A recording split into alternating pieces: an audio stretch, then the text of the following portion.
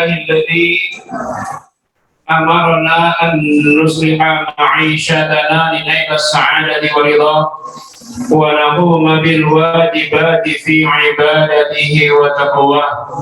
أشهد أن لا إله إلا الله وحده لا شريك له وأشهد أن محمدا عبده ورسوله. أما بعد، فقد قال الله تعالى في كتابه الكريم: أعوذ بالله من الشيطان الرجيم.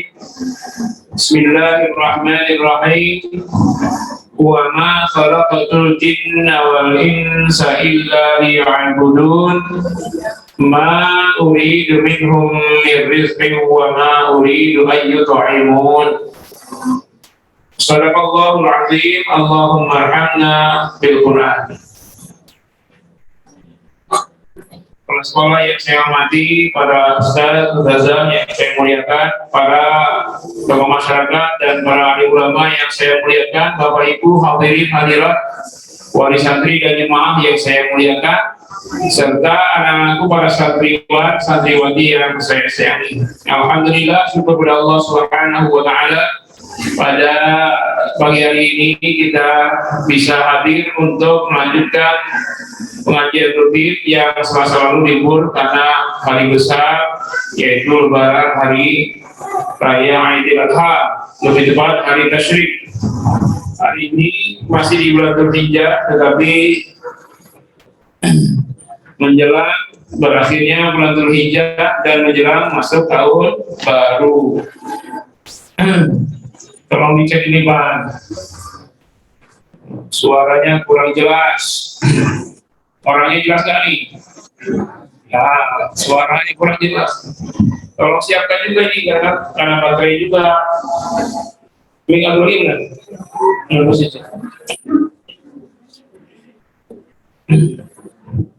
Insya Allah mulai hari ini kita akan rutin temanya tafsir ya. Tafsir kita awali dengan juz 30. Kalau ibu-ibu bersabar, juz 30 dulu, jangan langsung 30 juz. Juz 30 dulu ya. Entah kapan khotamnya, tapi biasanya juz 30 ini yang paling banyak diamalkan ketika kita sholat, mendengar imam baca juz 30. Apalagi sholat maghrib dan Aisyah, ya kan? Dan di antara surah-surah dalam juz 30 yang paling viral, populer dalam sholat kita, dua surat, yaitu Qul dan Inna A'tainaka. Apalagi sholat zuhur asar, apalagi sholatnya nggak berjamaah. Ada yang sholat zuhur baca Al-Baqarah 248 namanya ada, angkat tangan. Ada yang sholat asarnya baca Ali Imran. Jadi juz 30 wabil khusus tunggu dan Inna A'tainaka inilah andalan kita ya. Tapi sekali-sekali kita berpindah lah. Karena itu nanti kita akan awali juz 30 bukan dari An-Nas tapi dari An-Naba. Nah, An-Naba saya planning 4 kali pertemuan. Nanti An-Nazi'at juga begitu. Nanti setiap pertemuan usahakan kita dapat berapa ayat hafalkan. Nah, pas kita nanti pulang, kita sholat zuhur atau qobliyah, baca tuh An-Naba yang baru kita pelajari tafsirnya. Karena membaca Al-Quran dalam sholat dengan memahami tafsirnya itu jauh lebih khusyuk dibandingkan kita tidak paham apa maksud ayat. Imam Ibnu Qayyim al-Jauziyah berkata, "Faqira'atu ayatin minal Qur'an bi tafakkurin wa tafahumin khairun min qira'atihi khatmatin bi ghairi tafakkurin wa tafahumin." Maka membaca satu ayat dari Al-Quran dengan pemikiran yang mendalam, dengan pemahaman yang memadai, khairun jauh lebih baik min qiraatihi daripada membaca Al-Quran khatmatin keseluruhannya 30 juz bi ghairi tafakkurin wa tafahumin, tanpa adanya pemikiran dan pemahaman. Jadi satu ayat yang dibaca dengan pemahaman lebih baik daripada yang tanpa pemikiran dan pemahaman. Mungkin ibu bisa maju yang ini, mejanya bisa dipindahkan. ibu yang di belakang nanti kasnya. Tadinya saya minta santri juga hadir ini, santriwati, tapi kayaknya kalau turun semua penuh ya. Nah, jadi minggu aja, tapi tinggal maju Bu, ini ada yang kosong depan, yang paling depan, yang paling berkah. Tolong yang bagi voucher yang depan dulu dong. Nanti pas bagi voucher yang depan dulu ya. Kalau yang dari rumah, Zoom nggak dapat voucher. Yang rumahnya Jabodetabek kalau bisa hadir ya, jangan lewat Zoom. Zoom ini disiapkan untuk yang di luar kota. Ya, nah, kalau sekarang nggak apa-apa lah. Nggak mengurangi kalau kita hadir untuk menyambung silaturahim, tidak hanya kalau mulai menyambung silaturahim antar jemaah. Nanti jemaah bikin persatuan apa namanya atau nanti bikin apalah setelah pengajian bisa ada aktivitas mungkin bengkel Quran untuk memperbaiki bacaan Quran. Jemaah yang betul nanti minta aja sama saya siapa yang ngajar, boleh nih sebagai tambahan usul-usul ide-ide boleh bawa juga. Habis pengajian kami mau ngabisin sampai subuh di sini boleh, dan jam 10 sampai jam berapa nanti bikin agenda apa. Kalau butuh pengajarnya kita siapkan dari alumni yang sudah senior yang sudah bagus untuk ngajarin terutama baca Quran. Kayak tadi Pak Ustaz, kami tuh pengen ini menghafal Quran bisa kayak anak-anak tahu nomor ayat, tahu ini, bisa ya. Mungkin kita mulainya dari paling ujung sekali Anas, nah baru ke sini. Yang dari Al-Baqarah, kalau dari Al-Baqarah nanti pengajian pertama sekaligus terakhir. Kita awali ya. Silakan Bapak Ibu buka Al-Quran. Yang ada di sampingnya itu Al-Quran banyak boleh dipakai, yang masih dibungkus boleh dibuka. Kita akan belajar tafsir surat An-Naba. Ya, yang ada di HP silakan buka aplikasi Al-Quran. Antum yang tidak buka HP, yang tidak buka Quran, saya berhusnuzon sudah hafiz semua. Nah, kan tinggal mendengarkan. Itu enaknya kalau hafal Quran, ya kan? Enak nggak kalau hafal Quran? Bacanya enak, dengar orang lain baca enak. Makanya ibu yang umroh kan kalau dengar imam Masjid Haram itu baca Qurannya panjang, betul ya? Sampai menangis tuh. Imam Masjid Haram menangis, jemaahnya menangis, ibu bapak juga menangis kan? Tapi nggak tahu tuh biarnya apa. Kalau Imam Masjid Haram, jemaah sedang menangis karena menghayati maknanya makin panjang, makin menghayati, makin nangis. Kalau bapak ibu nggak tahu tuh menangis, aduh kok panjang banget, lama sekali bukunya. Nah, nggak tahu juga karena apa. Enak ya kalau punya hafalan banyak. Nanti mau sholat duha, mau sholat tahajud juga, ajak istri, enak pede. Kalau misalnya kita tidak banyak hafalan, ajak istri sholat tahajud, bacanya kulhu, 3 kul lah, 3 kul, kul huwallahu ahad, kul a'udzu birabbin nas, kul a'udzu birabbil falaq. Besok itu lagi, besok lusa itu lagi. Tanya istrinya, Mas kok bacanya itu mulu? Apakah ada yang lain? Ini deh surat yang paling mas sayangi, yang paling favorit ya, karena saking sayangnya baca ini terus ya. Kalau istri boleh dikatain begitu ya. Carilah yang lain ya, karena cuma 40 ayat tidak susah. Baik, sudah semua. Surat pertama juz 30. Surah An-Naba. An-Naba artinya berita penting atau berita besar. Gabungin aja, berita besar yang sangat penting. Ini bahasa Arab. Jadi kalau bahasa Arab dalam bahasa Indonesia itu bisa beda mana berita. Bahasa Arab itu bisa khobar, bisa An-Naba. Khobar, nah ibu kalau malam ibu dikasih ibu yang baru berdatangan. Sini kosong ini.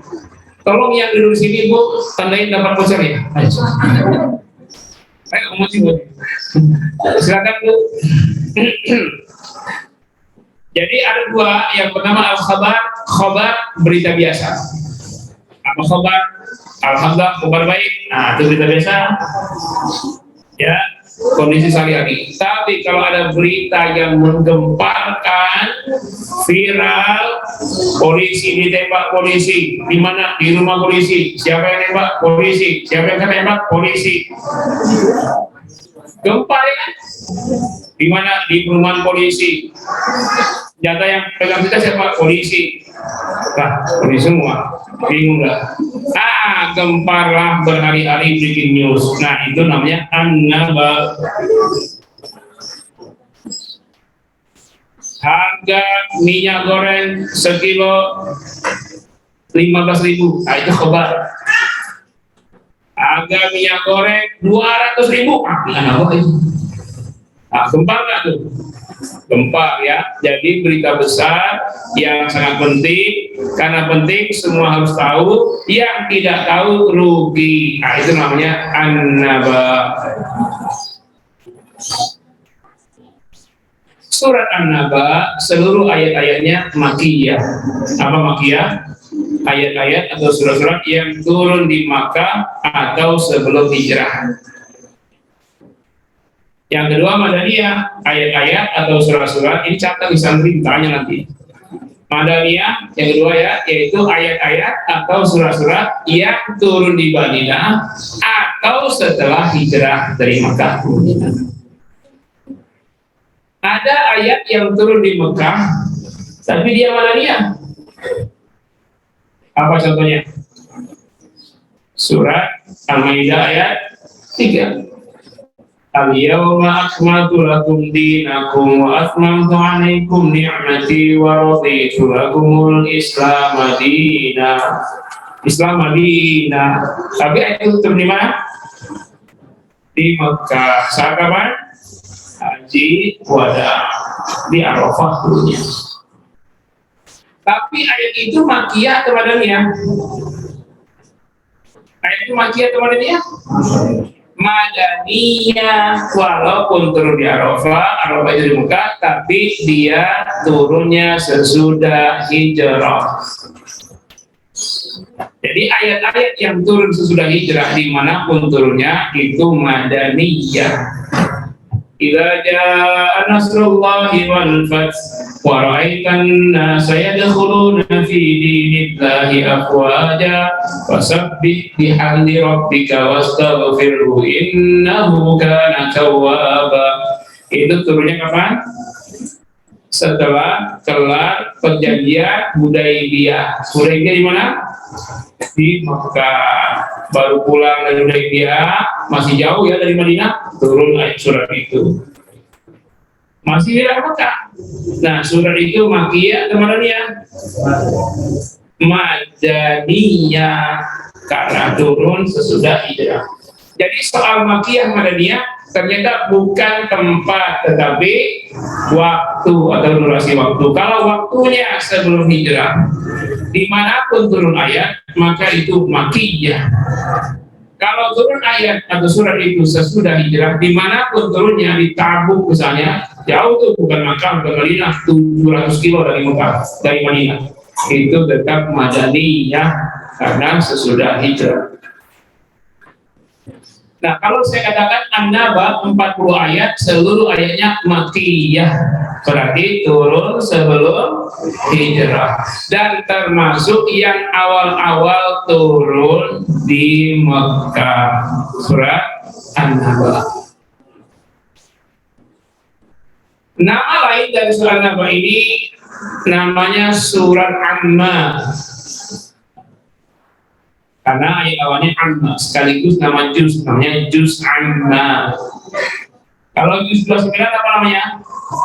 Juz Tabarok. Ya. Kalau yang di Imam Ibn Iman namanya apa? Juz Lemon. Itu nama surat sekaligus nama juz, namanya Amma. Nah, nama lain dari an-naba surat At-Tasaul, surat saling nanya-nanya, saling bertanya-tanya dengan sangat intensif. Nama lainnya surat An-Naba'ul Azim. An-Naba benda besar, Azim besar. Nah, berita besar yang sangat penting. Jadi banyak namanya ya. Nama lain dari An-Naba surat Al-Mu'asyirat. Al-Mu'asyirat. Mu'asyirat awan hitam yang mengandung air sangat banyak. Itu namanya Mu'asyirat. Ketika turun airnya sangat deras, seolah-olah awan itu diperas. Ibu kalau jemur untuk pakaian terakhir yang mau jemur, airnya banyak nggak? Banyak ya. Nah lalu ibu peraskan, banyak tumpah airnya, itu namanya mu'asyirat. Setelah dipelintir, digenggam, dicekek, keluar semua airnya. Itu namanya mu'asyirat. Keluar isinya.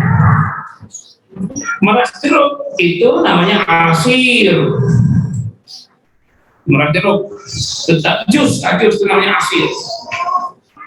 Kalau ibu kemudian mau jus jeruk, nggak ngerti orang.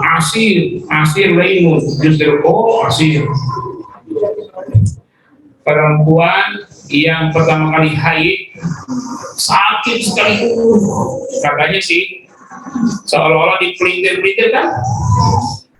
Saya diperas, itu perempuan pertama haid namanya asirah. Sesuatu yang disaring-saring, diambil patinya lalu disaring lagi, itu namanya asrun. Diperas. Asar disebut asar kenapa? Asoroh, asar, waktu asar, karena bapak-bapak dari pagi sudah memeras keringatnya habis sampai asar. Nah ini bahasa Arab itu begitu. Angin puting beliung menggulung korbannya, kayaknya angin itu dipelintir ya, sampai diangkat ke atas kambing, sapi, rumah, di atas diputar, dihempaskan lagi ke bawah. Itu namanya apa? I'sarun. I'sar, angin badai puting beliung. Dalam surat Al-Imran disebut i'sarun. Ada angin yang mengeluarkan api. Ternyata di Amerika ada angin badai yang mengeluarkan api. Wah, ini Quran selalu betul. Nah, ini nama-nama surat An-Naba. 40 ayat semua turun di Mekah dan sebelum hijrah. Padahal surat An-Naba ini bicara tema utamanya tentang kiamat. Jadi belum apa-apa, kan masih di Mekah nih, awal dakwah Nabi langsung ngomong kiamat, kiamat, kiamat. Kenapa? Belum nyuruh sholat ya, waktu awal-awal surat ini turun, belum nyuruh zakat, belum ada transaksi muamalah, belum ada fikih munakahat, belum ada fikih ta'addudah. Munakahat apa munakahat? Fikih aturan nikah, ta'addudah, fikih aturan duda 2, 3, 4, poligami, belum ada semua itu. Langsung bicara kiamat. Kenapa? Karena masalah kiamat inilah yang paling sering diingkari oleh orang-orang kafir, nggak percaya hari kiamat. Ada emak-emak yang mimpin sebuah organisasi politik yang mana ada tuh orang yang sudah pergi ke hari kiamat lalu hari akhirat kembali di sini menunjukkan bukti-buktinya. Nah, soal begitu dia ngomongnya, dia tidak percaya dengan hari kiamat. Kita mau tahu orang itu baik atau tidak, lihat dia yakin atau tidak dengan hari kiamat. Semakin tinggi keyakinan orang dengan hari kiamat, semakin kecil peluangnya berbuat maksiat. Semakin orang tidak percaya dengan hari kiamat, semakin besar peluangnya berbuat kezaliman. Kenapa orang berani nembak? Laskar 6 orang dibantai, dikit-dikit solusinya bunuh. Karena tidak percaya hari kiamat. Orang yang percaya hari kiamat jangan bunuh, kecil aja jangan berani. وَمَنْ يَعْمَلْ مِثْقَالَ ذَرَّةٍ خَيْرًا يَرَهُ وَمَنْ يَعْمَلْ مِثْقَالَ ذَرَّةٍ شَرًّا يَرَهُ. Kebaikan secuil atau keburukan segede corona pasti bobotnya berat di hadapan Allah, akan diperlihatkan balasannya. Bagaimana mau bunuh orang, baru nyolek aja udah dihisap luar biasa beratnya. Bagaimana mau berzina, baru memandang saja sudah dihisap di akhir. Saya memandang secara umum nggak apa-apa ini, kalau sekelompok satu orang, ini baru masalah. Bagaimana mau berzina? Sedangkan melihat saja mata akan dihisap, sudah berapa banyak melihat hal yang haram. Jangankan yang besar, yang kecilnya saja dihisap. Tapi kalau orang nggak percaya ini semua, gimana? Dia akan berdosa, dia akan, walaupun anak kiai, ya tentu, walaupun kiainya, santrinya berapa orang dicabuli, di pelecehan. Dulu saya mendengar ini membela pesantren. Ada pemerkosaan, 1 orang memperkosa 13 santri, sampai ada yang lahiran, sampai ada yang hamil, lahiran 2. Saya bilang sama orang, itu kan cuma 1 pesantren puluhan ribu. Jangan jelek-jelekin pesantren deh. Muncul lagi berita yang kedua, masih saya bilang, itu kan pesantren itu, yang lain kan nggak banyak, pesantren puluhan ribu. Muncul yang ketiga, wow. Muncul keempat, wow. Muncul anak kiai. Aduh, saya bilang jangan-jangan pesantren banyak begini. Ini yang kelihatan ini fenomena gunung es. Yang terlihat sekian, yang korban banyak sekali barangkali di pondok-pondok. Makanya saya evaluasi apa sebabnya ini, kenapa kiai, kenapa anak kiai. Saya ikutin beritanya, saya lihat di YouTube, saya lihat di Inews, saya lihat di TV Online, saya lihat di ada garis bawah itu. Isu tentang ini sudah menyebar di chat para santri, di chat para guru-guru ustaz, di chat. Oh, makanya saya menyimpulkan ternyata pelaku-pelaku ini, walaupun dia kiai, walaupun anak kiai, dan yang paling banyak melakukan pelecehan, pencabulan dari kalangan pesantren adalah siapa?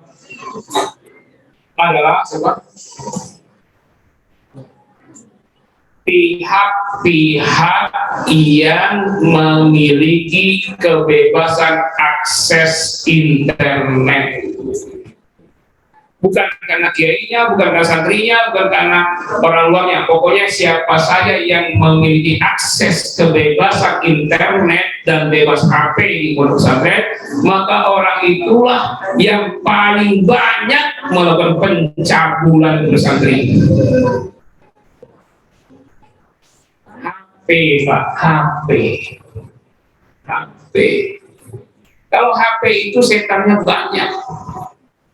Bukan hanya santri, kiainya juga. Jangan dikira kiai makin kiai, pesantrennya makin profesor. Jangan-jangan setan untuk menggoda kiai itu langsung gemblengan jin iblis yang dulu mengeluarkan Adam dan Hawa dari surga. Ya, jadi oke, kiainya yakin dengan kiamat, oke, tapi serangan pornografi di handphone dia bebas akses. Sehari dia lihat imannya kuat, yang kedua, ketiga, katanya cantik kaki itu udah bininya. Sudah, ternyata santri lagi tumbuh-tumbuhnya dia lihat seperti yang dia lihat di pornografi. Saya yakin itu sebabnya. Ustadz yang ngaji ini tamat, kitab ini tamat, itu semua hilang Pak dengan HP. Ya. Coba kita tanya diri sendiri ya, Bapak Ibu ya, dengan HP, dengan Al-Quran, kebanyakan mana megang HP dengan megang Quran setiap hari? Itu saya tanya ke ibu, kalau ini bapak-bapak ini semua kiai, ibu ustazah, saya mau tanya, banyak kan megang HP atau Quran, Pak Ustaz, ustazah, sama jawaban HP itu. HP itu kalau tidak ada kepentingan dakwah dan bisnis, jauhilah.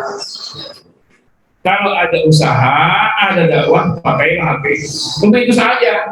Saya mau cari hiburan, handphone Ustaz. Nah, kalau mau cari hiburan di luar handphone, ibu mau hiburan, ya mungkin ibu-ibu sama ibu-ibu main volley, hiburan itu. Tapi jangan ada bapak-bapak nonton.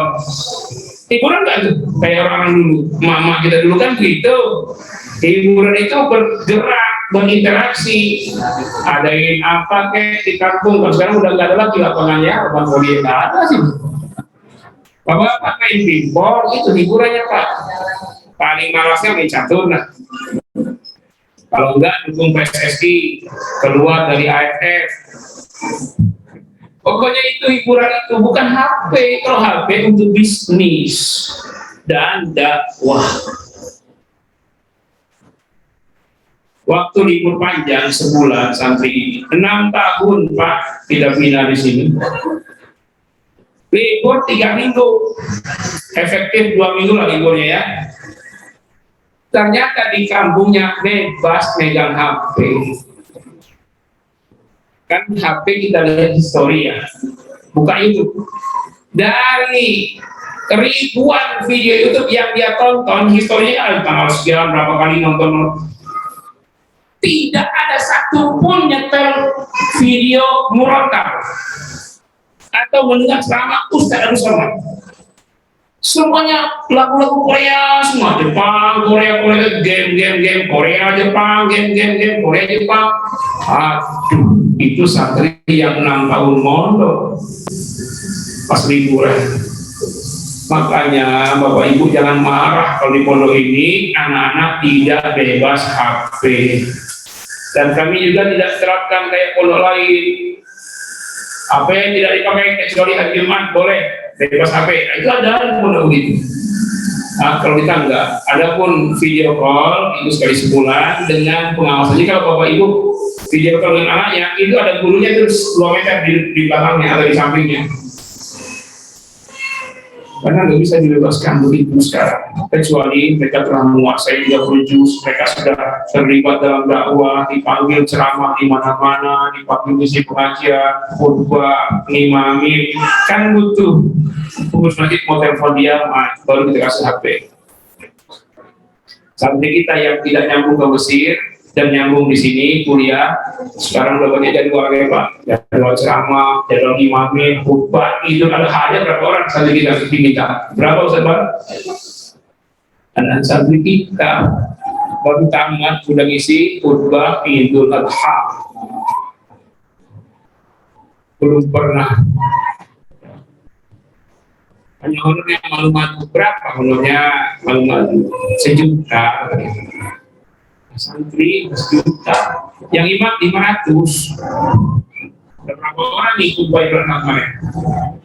Nah, saya bilang nanti kalau jadwal udah banyak, udah masjid banyak minta, nah kalian pegang HP, nanti dikasih motor, kasih pinjam lah, kasih motor, nanti bergerak. Bapak-bapak yang pengurus DKM silakan diundang di santri kita. Insya Allah Pak, kualitas dijaga, terjaga. Dan saya sendiri begitu, saya sampaikan kepada guru-guru kepala sekolah. Kalau kita terima guru, bilang, mana yang kita cari? S1 alumni UIN PTGI atau alumni kita yang lulus jadi guru yang kita ambil. Ada macam-macam, ada dari luar lah, pengalaman luarnya. Yang ini saya bilang, saya memprioritaskan alumni. Karena 6 tahun saya mendidik mereka, tahu saya. Kita nggak tahu alumni UIN apakah selama 5 tahun kuliah dia pacaran atau tidak, dia apa. Kalau alumni kita nggak sempat gitu-gitu, ketahuan surat-suratan aja udah habis sudah. Ya, jadi kita tahu persis masih bersih, Al-Quran dihafalkan. Maka saya bilang mendingan kita gaji besar alumni kita berterima dari luar yang kita nggak jelas. Ya, saya tanya Iqbal, bagaimana yang di Mesir? Aduh, terlalu bebas, yang pacaran-pacaran, yang apa? Saya kira kayak kita di sini tidak rumah ke sana, ya, pikir serius mahasiswa-mahasiswi, kayak di Indonesia aja sama. Nah ini ya, jadi orang yang keimanannya dari akhir tinggi, maka kecenderungan maksiatnya kecil.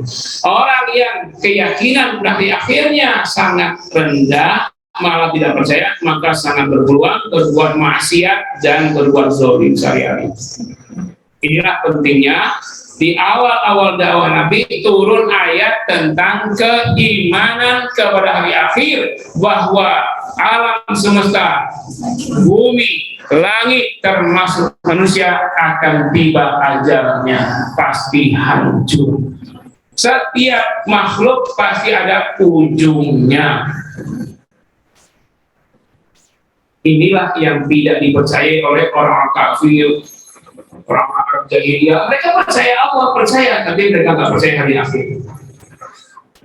Nah, karena itu datang Nabi Muhammad membawa berita besar. Kita baca dulu ya. Kita baca ayat 1 sampai 5. Wahid inna salata a'udzu billahi minasy syaithanir rajim. Bismillahirrahmanirrahim.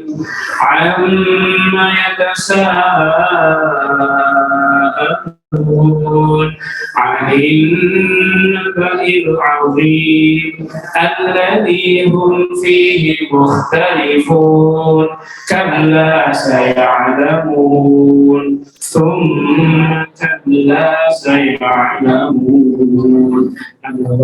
Ayat 1-5 ini pendahuluan.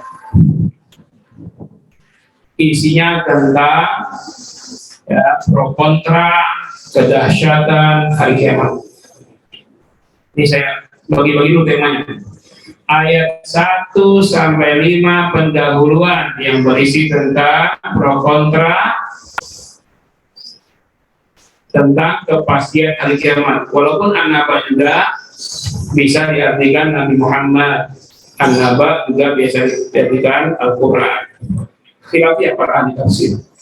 Kemudian ayat 6 sampai ayat 16 isinya tentang bukti-bukti rasional kiamat pasti terjadi.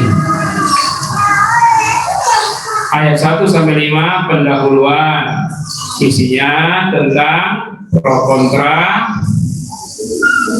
orang-orang Arab saat itu tentang kepastian hari kiamat. Ayat 6-16 bukti-bukti rasional kiamat pasti terjadi. Bab 3 ayat 17-20.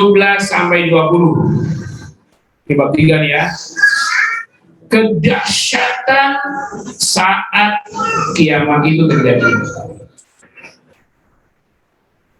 Bab berapa lagi? Bab 4. Bab 4 inna jahannama kanat mirsada.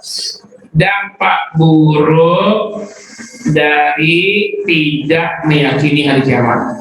Ayat 21-30.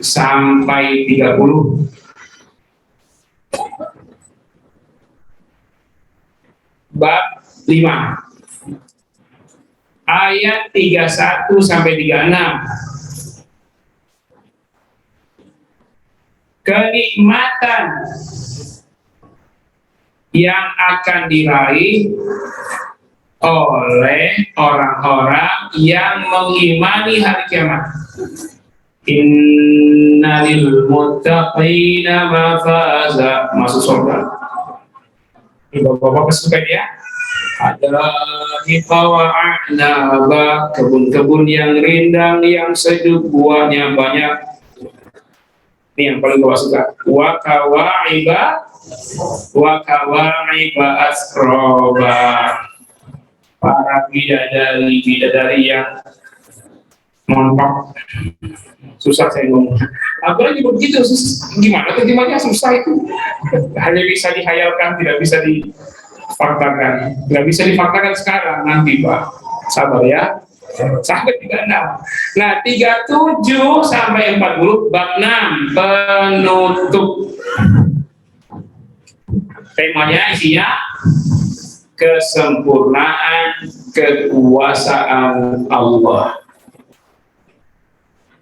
Bab 1 ayat berapa sampai berapa? 1 sampai 5. Isinya apa? Pendahuluan, titik 2, pro kontra tentang kepastian hari kiamat atau respon manusia saat turunnya ayat ini tentang hari kiamat. Bab 2 ayat 6 sampai 16 temanya tentang bukti-bukti rasional kiamat pasti terjadi. Jadi paling banyak ini ayatnya 6 sampai 16, 11 ayat untuk meyakinkan orang-orang yang masih ragu dengan kiamat. Bab 3 ayat berapa? 17 sampai 20 apa? Kedahsyatan dan kengerian saat kiamat itu terjadi. Bab 4 ayat 20 sampai 3 ayat 21 sampai 30 yaitu dampak buruk akibat tidak percaya hakak hari kiamat. Bab 5 ayat 31 sampai 36 anugerah kenikmatan bagi orang-orang yang yakin dengan hari kiamat. Tadi ya, surga bidadari surga. Bab terakhir penutup ayat 37 sampai 40 kesempurnaan kekuasaan Allah Subhanahu wa taala. Jadi ini siapa bilang Al-Qur'an tidak ilmiah? Kalau skripsi berapa bab? 5 atau 6 bab kan? Disertasi, tesis itu juga sama. Pendahuluan, kemudian pembahasan, dan seterusnya sampai penutup. Penutup isinya kesimpulan. Nah, itu sama kesimpulan, bab 6 kesimpulan, titik 2 kesempurnaan kekuasaan Allah.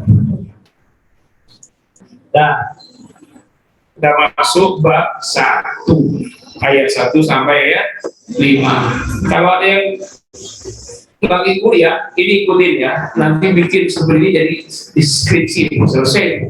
Apa judul skripsinya? Tafsir tahlili surat An-Nahl. Tapi jangan tulis antum aja, nanti kalau di buku penulisnya nama antum, saya di bawah nggak apa-apa. Doktor Nurul Badrul enak jadi buku kan? Muqaddimah. Ayat pertama amma yatasaalun. Asalnya an dan ma'an, ma panjang. Ketika diidghamkan nun dan mim juga yang mim bertasydid dengan menghilangkan alif. Itu tanda majrur itu an huruf jar ma majrur. Amma ini bukan amma, bukan amma. Tentang apakah dia tasaalun, mereka saling bertanya. Jadi kalau tafa'ala ya tafa'alu tafa'ulan, tasa'ala ya tasa'alu tasa'ulan, tasa'alun tafa'alun, saling terus menerus. Doroba memukul, doroba saling memukul, tadoroba saling terus menerus pukul-pukulan. Ya. Romaya saling tembak-menembak. Ya. Romaya saling terus menerus tembak-menembak. 7 kali tembak nggak kena. 4 kali tembak kena, bolongnya 7. Gimana itu ya? Jadi hebat sekali yang nembak 4 kali menghasilkan 7 bolongan peluru. Yang nembak 7 kali nggak kena sekalipun. Akal sehat di mana? Jadi gara-gara itu sekarang ia tasalud, saling bertanya-tanya, breaking news di sini, breaking news di sana, terus setiap hari diberitakan. Nah, kondisi sekarang ini, Pak, polisi di tembok polisi itu namanya ia tasalud. Orang tidak ngomong apa-apa kecuali itu aja, nah, itu ia tasalud. Nah, di zaman Nabi, ketika Nabi menyampaikan tentang hari kiamat, mereka tidak berhenti-henti saling bertanya, saling menuduh. Tentang apakah mereka ini tidak berhenti-hentinya saling tanya, saling berdebat di mana-mana, di warung kopi, warteg. Tapi kayaknya belum ada warteg zaman itu ya. Di tempat minum aku itu mereka sering tanya, itu udah gila, itu Muhammad gila, itu udah ngomongin itu gila. Masa katanya orang mati akan hidup lagi, nanti dihisab, dunia akan hancur semua, ya, nggak masuk akal. Nah, mereka menolak. Anin naba'il azim, tentang al-naba, berita besar, al-azim yang menggemparkan.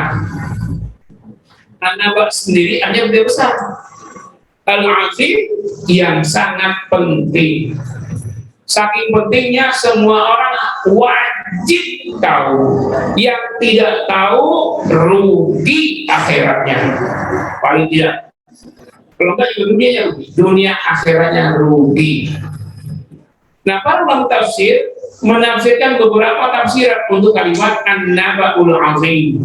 An-naba'il azim yang pertama mengartikan an-naba'ul azim adalah Nabi Muhammad. Kenapa Nabi Muhammad menjadi an-naba'ul azim? Karena dialah orang yang membawa berita besar. Jadi an-naba, berita besar. Orang yang membawa berita besar namanya an-nabi.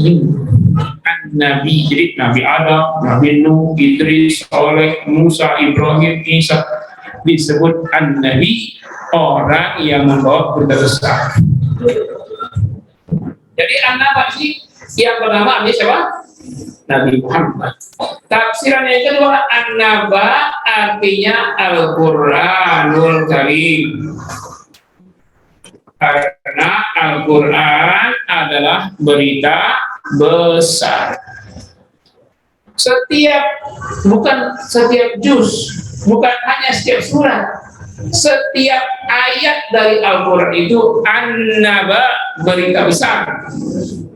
Kenapa? Selain kontennya, sastranya juga memukau. Karena itu Al-Quran sebut an-naba.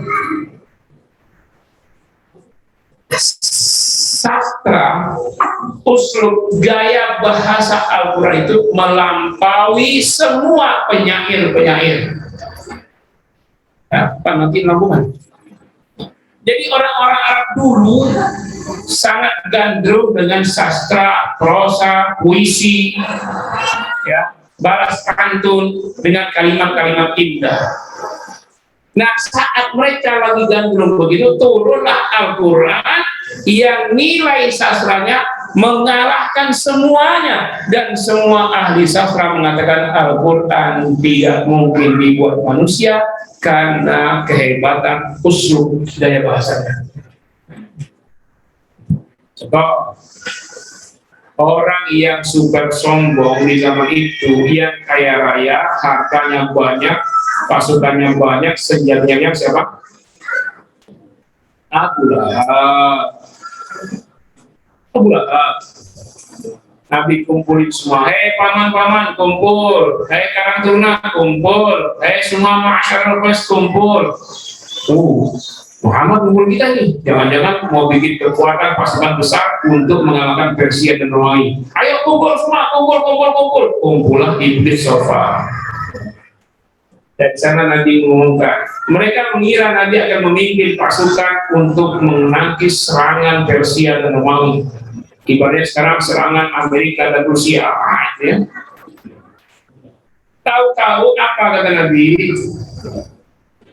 Ya ma'asyarul Quraisy, wahai semua orang Quraisy, tokoh-tokoh, tuan-tuan, para pemuda-pemudi semuanya, ya. Mereka sudah siap mendengar semua. Apa? Kata Nabi,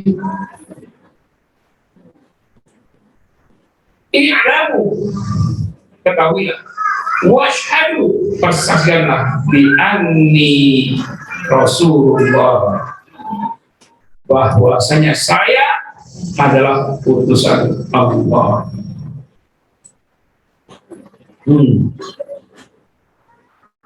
U'budullaha wajtanibut taghut, sembahlah Allah saja, jauhi berhala.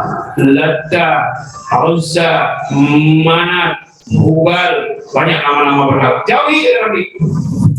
Si Abu Lahab yang tadi sangat sayang kepada Nabi, paman ini mengira Nabi akan memimpin pasukan membela Mekah dari Persia Romawi yang menggerogoti, ternyata mengusik-musik keyakinan mereka. Marahlah sang paman yang kaya raya ini, yang senjatanya banyak, yang pasukannya banyak, ya, tentaranya banyak. Banyak versi ya, ada juga kepedanya Rasul, ada yang menjadi banyak.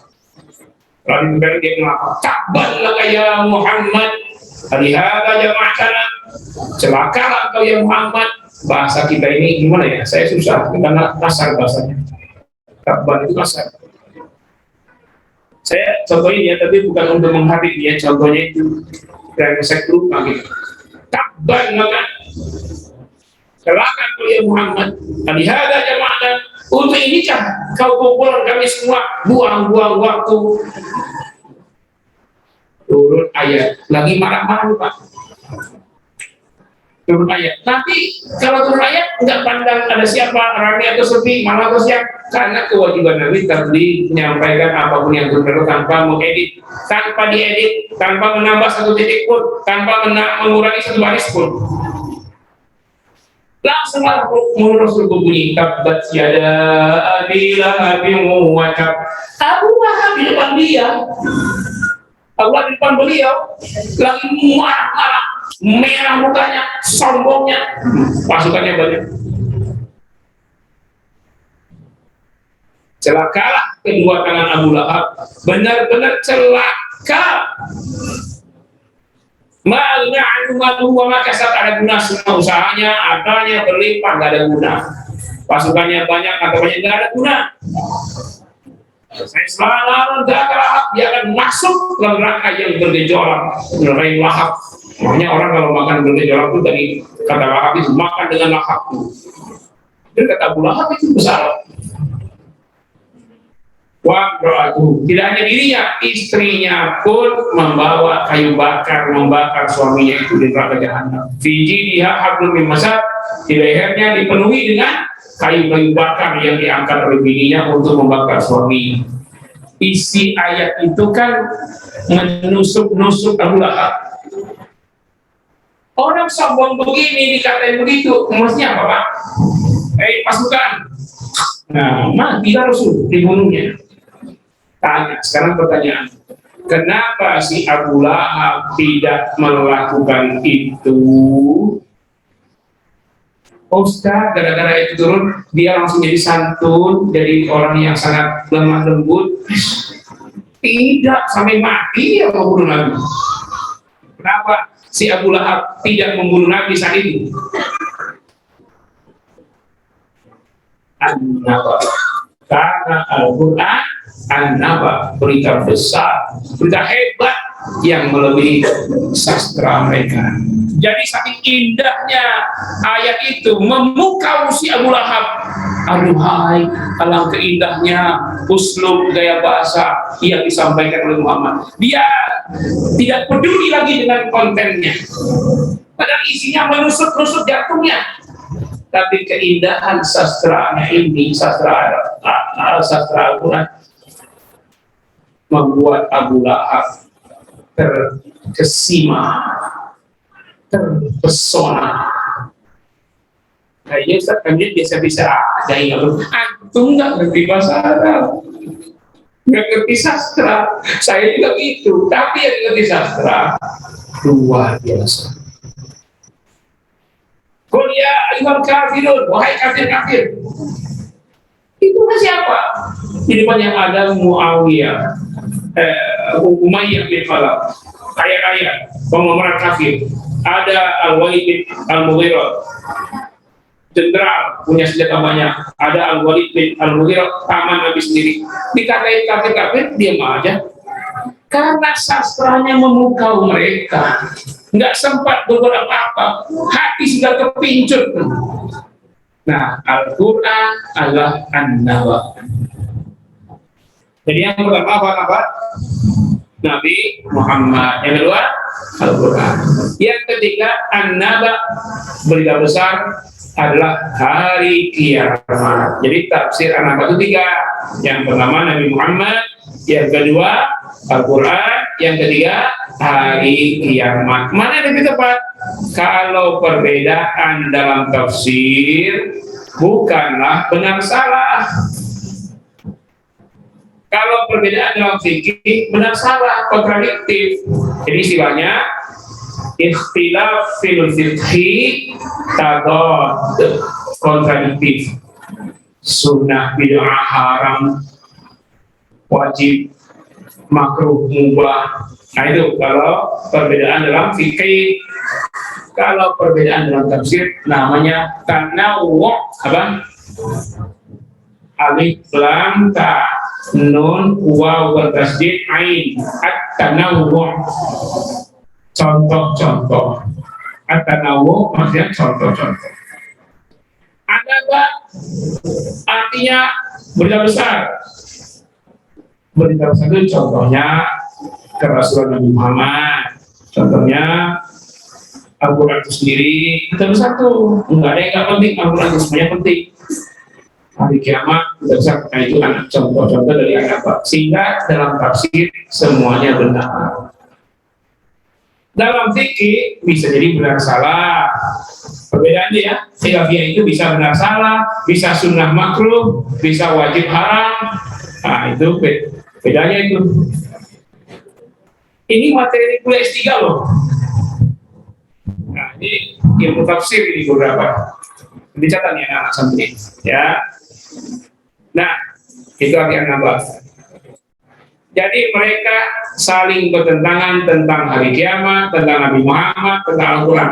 Kalau ditafsirkan senada, kita mau tafsir apa Naba? Oh, Naba hari kiamat betul, memang berita besar yang mengguncang itu informasi tentang kiamat. Kita mengartikan Naba Nabi Muhammad, memang betul. Kadang-kadang Nabi Muhammad itu membuat berita besar. Ini ngaku-ngaku dia Nabi. Unsur Allah, padahal saya tahu lahirnya, kata Allah. Dulu lahirnya saya tahu, hakikatnya bagaimana, besarnya saya tahu. Sekarang aku Nabi, menggemparkan. Diartikan ayat Quran, memang ayat Quran juga berita besar semuanya. Jadi, dan sangat terkait, kalau diartikan ketiga-tiganya. Kenapa? Artinya Al-Quran, betul. Al-Quran siapa yang bawa? Nabi Muhammad. Apa isi Al-Quran? Iya, dari hari kiamat. Sekarang, kenapa hari kiamat? Oke, hari kiamat. Di mana beritanya Al-Quran itu? Karena itu hari kiamat, di Al-Quran. Siapa yang bawa? Nabi Muhammad. Oke, kenapa Nabi Muhammad? Oke, Nabi Muhammad. Ngapain Nabi Muhammad membawa berita besar? Yaitu Al-Quran. Apa? Dia isinya hari kiamat. Jadi selalu muter. Ya, keterkaitan, sehingga perbedaan dalam tafsir itu bukan benar salah. Anina baik uzri alladhum fihi mukhtalifun, yang mereka selalu berselisih, berdebat sangat keras.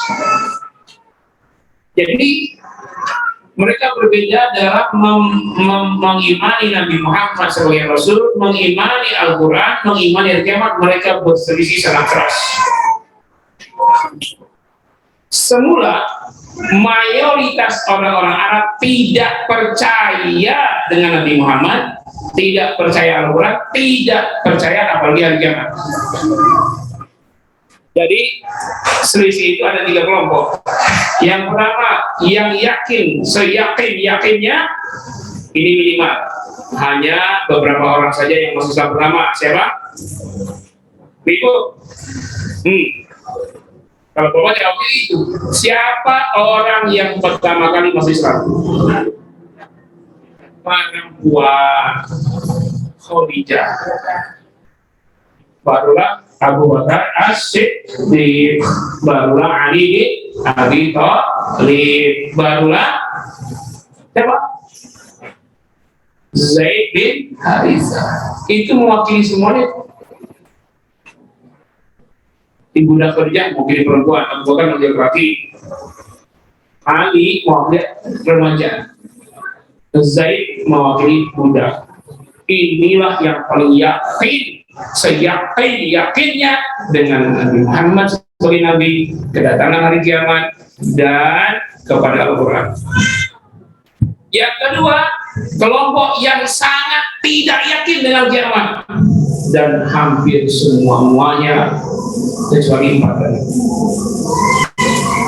Yang ketiga, kelompok yang ragu-ragu, apa iya ya Nabi Muhammad itu Nabi, apa iya ya Al-Quran itu wahyu Allah, apa iya ya kiamat akan terjadi, apa iya ya, apa ya, ini mayoritas ragu-ragu. Itu awalnya. Tapi lama-kelamaan dari kalangan yang ragu-ragu itu banyak menjadi yakin dengan hari kiamat, dengan Nabi Muhammad, dengan Al-Quran. Why? Kenapa? Mula-mula tidak yakin, lalu ragu, akhirnya yakin. Bahkan yang mereka menghina Nabi, yaquluna aidza kunna 'idzaman nakhirah qalu tilka idzan karratun khasirah. Muhammad, kau bilang kiamat terjadi ya, manusia akan hidup lagi. Gila kau, enggak mungkin. Dia pacu kudanya sekencang-kencangnya, dia gali kuburan yang sudah 300 tahun, kemudian diambil tulang yang sudah rapuh. Tulang itu kalau dipertemukan jadi debu. Dia bawa tulang itu, dia pacu lagi depan Nabi. Dia kata, ya Muhammad, ini katamu akan bangkit lagi. Terbangan debu-debu tulang itu. Sudah gila engkau. Masa orang mati hidup kembali? Mana ada ceritanya? Datang yang ya Muhammad, kalau kata kamu orang mati akan hidup lagi, sekarang bangkitkan nenek moyang kita, Qusay. Qusay itu kakek moyang Nabi yang membangun apa namanya, gedung convention center, namanya Darun Nadwa. Nah, itu Qusay yang bikin ruang pertemuan. Kalau sekarang itu PCC, Palestina, Muhammad bin Abdullah bin Abdul Muthalib bin Hashim bin Qusay. Coba kalau katamu orang mati bisa hidup lagi, Muhammad bangkitkan Qusay, suruh dia hidup, ngatur kita kembali. Engkau datang-datang bikin orang pecah belah, bikin orang berpecah, memutuskan silaturahim antara orang yang sudah seakidah jadi tidak seakidah. Engkau ini pemutus silaturahim, sudah gila engkau. Dituduhlah Nabi dengan bermacam-macam tuduhan. Jadi Nabi itu dituduh gila, dituduh tukang sihir, dituduh penyair, macam-macam, Pak. Memang orang berdakwah dituduh-tuduh ya, dituduh radikal, ditangkap, nggak ngapa-ngapain, cuma nggak nunjukin hasil swab aja masuk penjara, tak tahu. Hasil swab nggak tunjukin, masuk penjara. Mubahalah berlangsung satu persatu, jalan terus mubahalah. Matilah mantan kapol apa polisinya apa semacam lah, matilah ini, matilah itu, jasanya mati, sekarang saling tembak. Nggak usah diteruskan. Tapi kita yakin mubahalah itu masih jalan karena ini adalah cucu Rasulullah. Ada ayatnya mubahalah itu surat An-Nisa. Nah, tadi bihi mukhtalifun. Akhirnya banyak yang percaya kepada hari kiamat. Kenapa? Padahal informasi tidak masuk akal. Kenapa? Saya jawab, ini nanti pertanyaan untuk santri. Kenapa awalnya tidak percaya lalu percaya? Jawabannya, ada yang bisa dapat hadiah haji. Tapi haji sudah selesai. Berangkatnya 100 lagi. Saya jawab, Karena yang menyampaikan berita yang tidak masuk akal dalam pikiran mereka adalah manusia yang tidak pernah bohong. Dari kecil sudah mendapat gelar Al-Amin, yang sangat terpercaya, tidak pernah bohong sekalipun. Nah, makanya dalam studi hadis, kesohihan hadis bukan dilihat isinya apa. Kalau isinya itu dilihat bertentangan dengan atau tidak. Yang dilihat orang yang ngomongnya jujur atau tidak, fiqh atau tidak, kadzab ataukah sidqun, jujur. Nah, jadi sulit untuk menolak. Misalnya saya bilang, di atas atap ada buaya. Di atas atap lantai 4 ada buaya. Percaya nggak, Pak? Percaya nggak? Kalau saya ngomong nggak percaya kan? Bagaimana gue yang mau ditangkap dulu? Atau jatuh dari langit buaya? Nah, nggak mungkin. Tapi kalau bahasa Arab itu, orang kalau udah ngomong 2 kali namanya taukid. Nah, kalau itu timsah, ada saqafi. Timsah. Nah, saya buaya di atas, benar-benar buaya. Nah, itu maksudnya buaya beneran yang artinya itu. Tapi kalau itu timsah, ada saqafi. Di atas ada saya lihat buaya, jangan buaya darat tuh. Kalau yang buaya beneran itu ulang, timsah. Tapi siapa yang percaya? Tapi misal seandainya saya ini Bapak Ibu tahu lahirnya, besarnya, sampai umur saya sekarang berapa umur saya? 17 tahun, 17. Ya, pokoknya hampir akan 5 dah. Sampai umur segini tidak pernah bohong, misalnya. Lalu menyampaikan informasi tidak masuk akal. Bapak Ibu mengatakan informasinya benar atau tidak? Sulit untuk mengatakan dia tidak benar karena yang bicara tidak pernah bohong. Makanya dakwah ini barangkali seringkali gagal karena yang dakwah itu sering bohong. Kadang untuk membuih-buih keindahan ceramah dibikinlah cerita-cerita bohong. Lalu orang pada bersedekah, tahu-tahu sedekahnya jadi apa nggak tahu. Nah, ini hati-hati bersama. Kadang-kadang kalau kita ini jujur nggak usah ngomong, orang percaya. Tapi kalau kita membohong, mau ngomong 2000 kali 2000 jam, tidak akan orang percaya. Dan Nabi Muhammad selama hidup tidak pernah bohong. Akibatnya banyak orang masuk Islam dan percaya dengan hari kiamat, dengan Al-Quran. Makanya berbondong-bondongnya orang masuk Islam karena beliau tidak pernah bohong, tidak pernah mem-PHP jemaah. Itu Nabi Muhammad. Kalla saya'lamun, sekali-kali tidak, kalian pasti akan mengetahui. Kalau Ustaz kok diartikan pasti, Ustaz, saya'lamun, dan pasti. Gini Bapak, gini Ibu, kalimat zon dugaan kalau terkait dengan akidah maka diartikan pasti. Sekarang kiamat terkait akidah bukan? Maka ya'lamun dengan pasti, walaupun kata pasti nggak ada.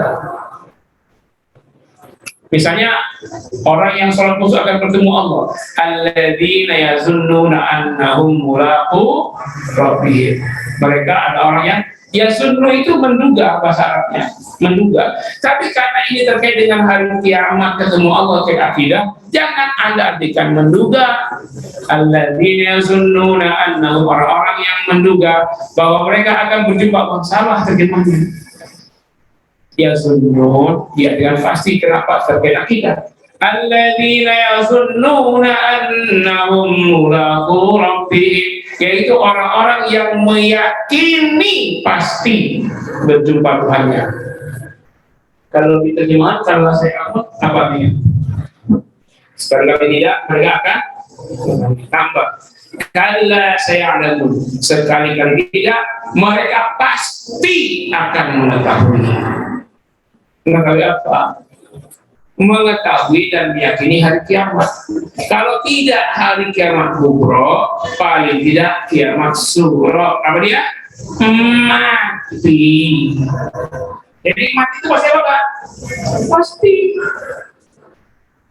Ada nggak di sini jemaah yang umurnya 300 tahun? Belum mati-mati, ada? Yang 300 tahun lalu yang lahir, sekarang udah di kuburan, Pak, Bu.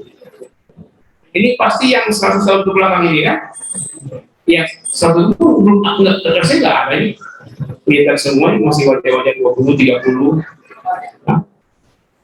18, belum ada yang 100 tahun. Nah, kira-kira saya bagaimana keyakinan Bapak Ibu dengan mati?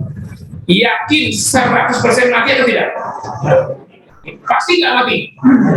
Nah, seperti itulah keyakinan kita terhadap kiamat besar nanti mestinya. Sekarang tadi pasti mati semua, ya kan? Cuma jadwalnya nggak tahu. Bisa jadi jemaah dari luar baru ustaz, ya, atau ustaznya yang meninggal setelah jemaah. Lagi ngomong begini kalau mati, nggak tahu kita, tapi kita pasti yakin akan mati. Nah, keyakinan kematian itu adalah keyakinan 100%, dan mati itu kiamat sugro. Begitulah semestinya kita meyakini akan terjadinya kiamat kubro. Jadi tafsir ayat 4 gimana? Kalla saya'lamun, sekali-kali tidak, mereka pasti akan meyakini kiamat itu. Tsumma kalla saya'lamun, kemudian pastilah mereka akan apa ayat ini? Ayat 4 mengetahui, yakini, alima meyakini, artinya apa? Merasakan dampaknya. Jadi merasakan dampaknya. Jadi ayat 5 itu maknanya summa itu untuk tentang yang jauh. Kalla saya'lamun alam barzakh, summa kalla saya'lamun akhirat. Nah, jadi ya'lamun itu akhirat, setelah tiupan sangkakala kedua. Kemudian pastilah mereka akan mengalami dampaknya, baiknya atau buruknya. Dampak buruknya bagi orang-orang yang ingkar hari kiamat, ingkar Nabi, ingkar Al-Quran. Dampak baiknya bagi yang mengimani Nabi Muhammad, Al-Quran dan hari kiamat. Itu makna ayat 5. Nah, inilah pendahuluan. Jadi pendahuluan itu menggambarkan keseluruhan isi. Saya tanya, ilmiah tidak Al-Quran? Sangat ilmiah, ya. Ada yang bilang nggak ilmiah, ya apa aja. Ya, itulah pendahuluan. Saudara Anda, kita akan lanjutkan dengan bukti-bukti rasional dan kiamat, insya Allah selasa depan. Ada pertanyaan? Di sini langsung, kalau di rumah kayak chatting aja ya, nggak kedengaran terus.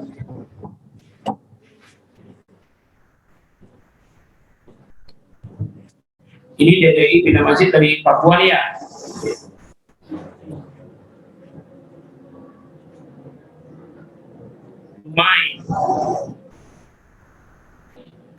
Nah, ini yang paling jauh nih, baik Quran ini paling jauh. Lain lagi nih paling jauh nih, Ustadz Barat, Dr. Ahmad Riyadi Batubara. Jadi satu kampung dengan Ustadz Abdul Somad. Ya. Baik, silakan Bu. Semoga saya nanya. Ini sambil saya tanya nanti. Terbagi dalam berapa bab kah? Surah An-Naba nambah apa saja? Bab 1, bab 2, bab 3, bab 4, bab 5, bab 6. Betul. Bab 1 apa isinya, bab 2 apa, bab 3 apa, bab 4 apa, bab 5 apa, bab 6 apa. Yang tidak tahu bapak dulu. Kita biasakan nanti biar anak-anak kalau kuliah bikin makalah gampang. Terus skripsi insya Allah tidak sulit. Silakan Pak. Tuh.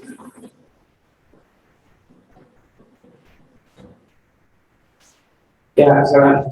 Tolong.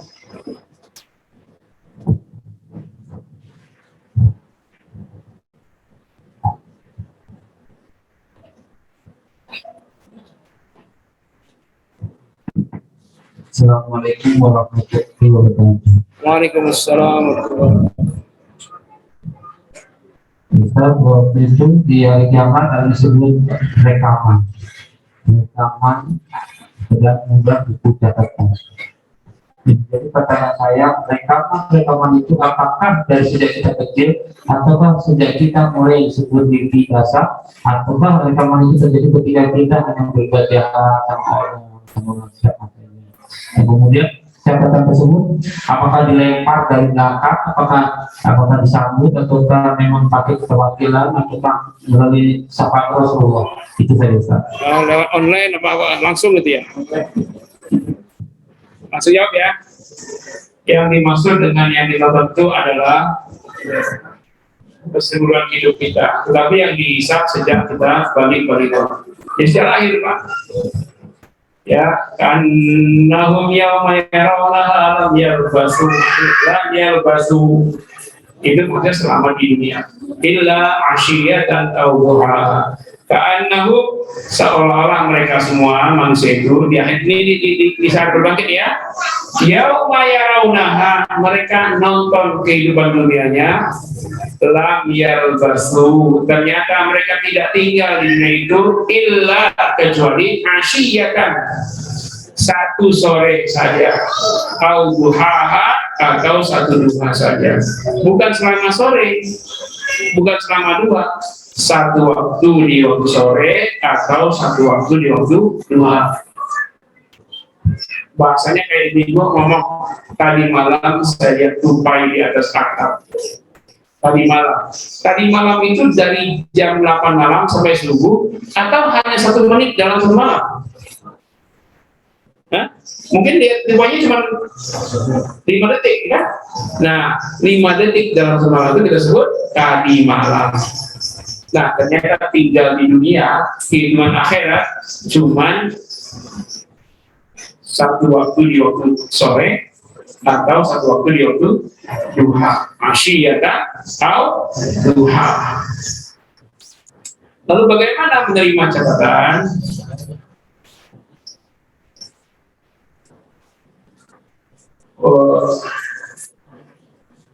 Al-Kahfi ayat berapa tuh? Wa wudi'al kitabu fatarul mujrimina musyrikina fi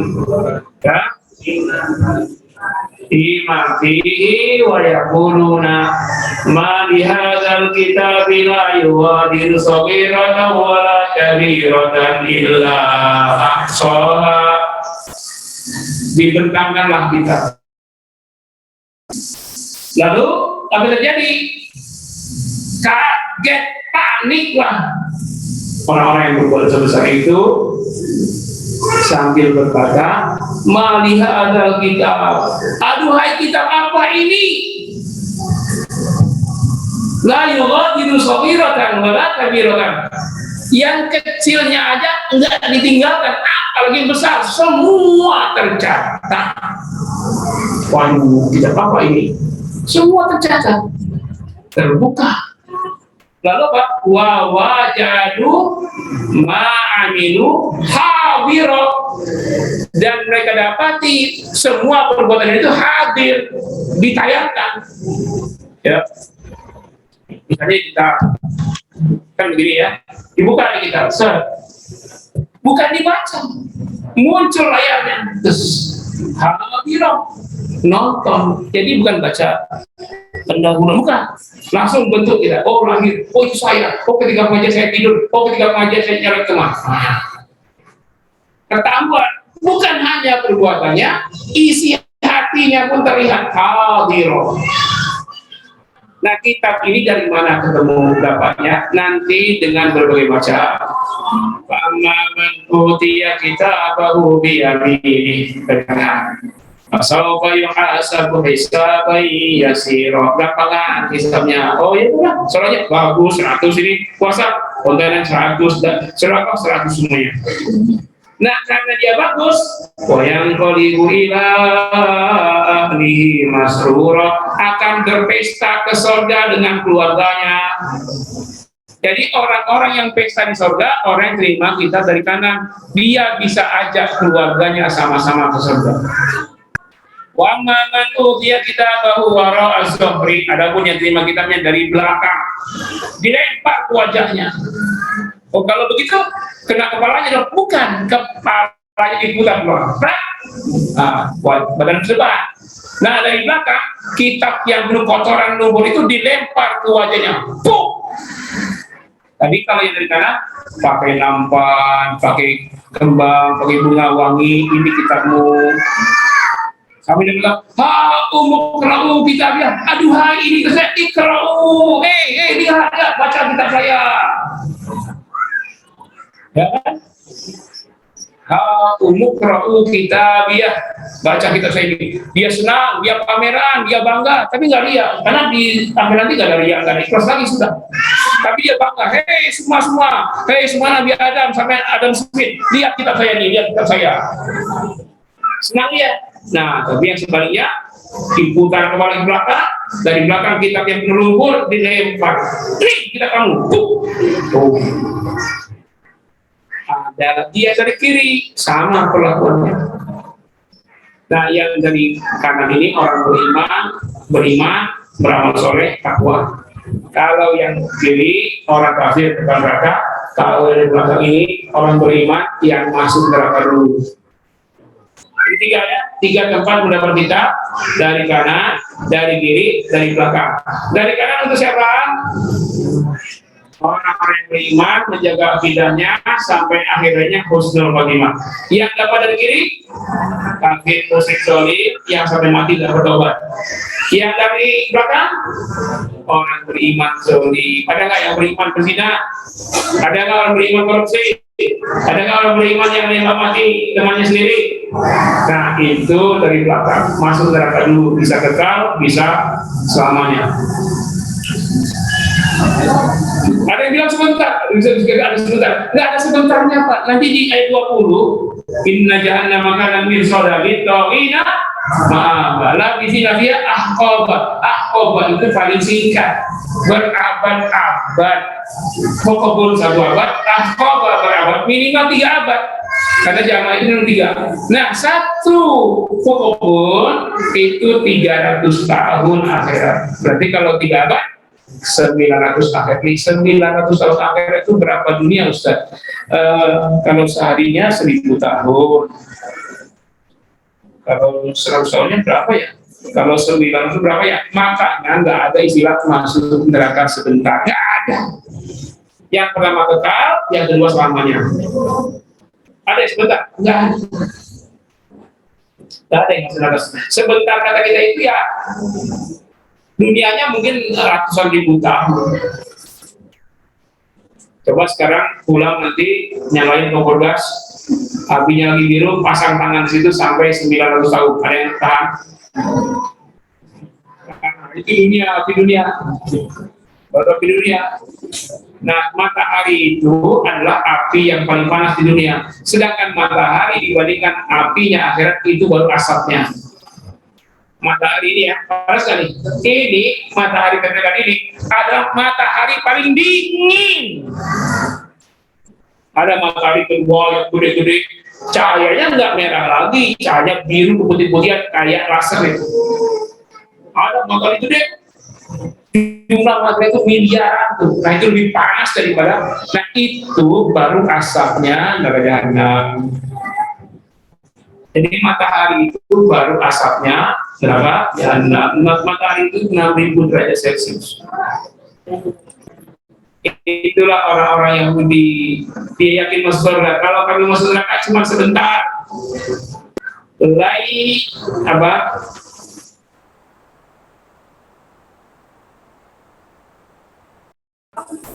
Kata orang Yahudi, kami nggak akan masuk neraka. Kalau kami masuk neraka cuma berapa hari doang. Berapa hari doang? Sehari 1000 tahun. Jangan sok pede ya. Yahudi sok pede dia pasti masuk surga semua. Para beriman jangan sok pede. Kita itu antara dua, kalau waraja, takut harap. Jangan sok pede pasti masuk surga. Tapi jangan terlalu takut pasti masuk neraka. Nah, bainal khaufi wa bainar raja, antara harap dan takut. Itulah orang beriman. Kalau dia lagi berbuat maksiat, takut masuk neraka. Kalau dia lagi beramal soleh, tidak sombong, mau pasti masuk surga enggak. Jadi antara itulah. Ya, bainal khaufi wa raja. Dah? Sudah? Ini apa ini chattingnya ini? Pertanyaan bukan? Afwan izin live, ada keperluan? Yes, silakan. Nanti dicatat, ingin direkam, ada infonya, silakan diulang tonton supaya nanti sholat-sholatnya kulhu tetap nggak apa-apa. Ina aja ganti An-Naba 1-5. Kan tidak sulit kan? Ayat 5 dan 4 itu sama, cuman bedanya semua doang. Amma yatasaalun 'anil naba'i 'azim alladzi hum fihi mukhtalifun kalla saya'lamun thumma kalla saya'lamun. Allahu akbar. Sami'allahu liman hamidah. Itu untuk ibu-ibu. Nanti untuk santri, ibu-ibu ketemu santri jangan dulu ngobrol apa-apa. Ketika ketemu, mana sekarang hafalan kamu? Tambahan berapa ayat sekarang? Berapa juz? Hadisnya mana hadisnya? Jadi kalau nanti ketemu anak-anak, tagih setoran ayat dan hadis dulu, baru ngobrol-ngobrol. Apa kabar anak-anak? Ada nggak Ustaz cabul di pondok ini? Tanya itu ya. Benar Bu? Nggak ada yang ditutupin. Ibu tanya ke anak ibu yang berbuat. Ada nggak Ustaz yang suka ngerayu kamu? Ada nggak anak Ustaz yang minta ngajak kawin lagi? Tanyain. Nanti sampai ke saya langsung kita pecah sebelum kejadian. Saya anti betul itu Bu, Pak. Makanya tidak ada curhat santriwati dengan ustaz, curhat santriwan dengan ustaz nggak ada. Ya. Nah saat inilah mereka curhat sama bapak ibu. Cuman kalau mereka ngejelek-ngejelekin pesantren mulu ya, tolong dibuktikan, jangan terima-terima aja. Ya, kenapa? Ada di mana? Kenapa? Ya kan? Pasti ada kesalahan, nggak mungkin ada kesalahan di mana. Kalau saya hukumannya nggak berat, nggak ada yang dipukul, nggak ada. Salahnya apa? Hukumannya baca Al-Quran di depan 3 juz. Nah itulah hukumannya. Kalau buat besar lagi 3 juz sambil kaki 1 naik. Nah itu. Kalau mereka mengeluhkan itu, Bapak Ibu, tinggal beri pengertian. Ya, kenapa kamu nggak setuju baca 3 juz? Capek. Nah, kamu kan sekolah tahfiz Quran. Kalau sekolah ini sekolah IPA, maka yang dihukum harus mengerjakan 100 soal matematika. Itu kan sesuaikan dengan tujuannya, jurusannya.